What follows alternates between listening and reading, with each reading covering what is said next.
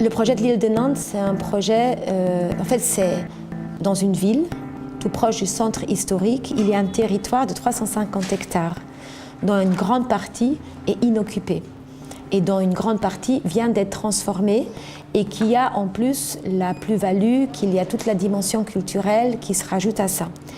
Ce qui fait que pour une ville déjà, avoir l'eau, avoir un site aussi grand, c'est formidable, c'est rare, on n'en a presque pas.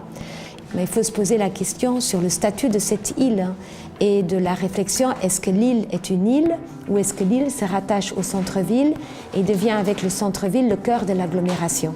C'est un concept urbain. Accordons-nous sur le fait que l'île de Nantes est d'abord un concept urbain qui trouve une réalité et une expression au travers de l'avancée justement du projet et des projets. Mais l'île quotidienne, c'est autre chose. On a le faubourg qui est un ensemble assez composite. Alors certes, on retrouve le tissu faubourien, mais il a été contrarié par les bombardements, il y a eu des reconstructions. C'est un quartier qui est traversé, mais qui a aussi des lieux d'intimité, des squares ou des recoins qui sont assez intéressants. L'île de Nantes, c'est d'abord une image d'Épinal. Je dis ça de manière assez provocante, mais l'île de Nantes, c'est pas une réserve à bobos. C'est une sociologie très particulière. Il y a une sous-représentation des cadres, surreprésentation des salariés et des ouvriers. Et l'île de Nantes, encore aujourd'hui, c'est une terre d'accueil pour les nouveaux Nantais qui prennent pied dans la métropole de l'Ouest. Donc c'est un lieu de première résidence pour des étudiants, pour des jeunes travailleurs, pour des jeunes couples. On commence souvent un parcours résidentiel à Nantes en prenant pied sur l'île de Nantes. Voilà. Donc on a le souci d'accueillir des jeunes familles et on a le souci de réserver une partie des programmes immobiliers aux logements sociaux, 25%, aux logements abordables, 25%, le solde, c'est-à-dire 50% étant du logement libre.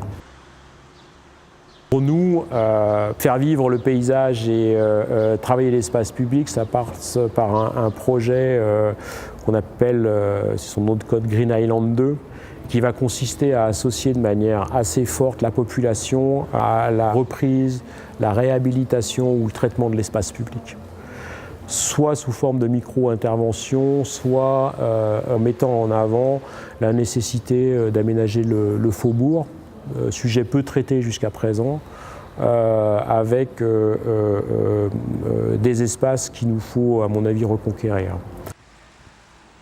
L'introduction d'une figure paysagère s'appuie sur l'infrastructurel et c'est grâce aux infrastructures publiques, Est-Ouest, et les infrastructures de mobilité douce, Nord-Sud et quelques-uns aussi transports en commun, qu'on arrive à reconnecter tous ces quartiers. Nous, on a réintroduit l'axe de pont, Anne de Bretagne, 3 continents, ce qui permet de faire en sorte que tout le transit qu'on a aujourd'hui sur l'île, on ne l'a pas du tout sur l'ouest. Ils ne détournent plus, mais ils vont tout droit.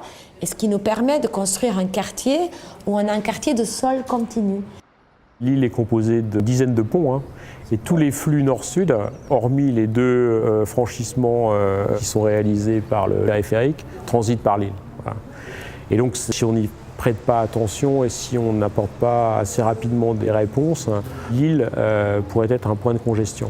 Donc la question des mobilités passe par des transferts modaux qui sont à organiser et puis la question de nouveaux franchissements à programmer, je pense, dans les prochaines années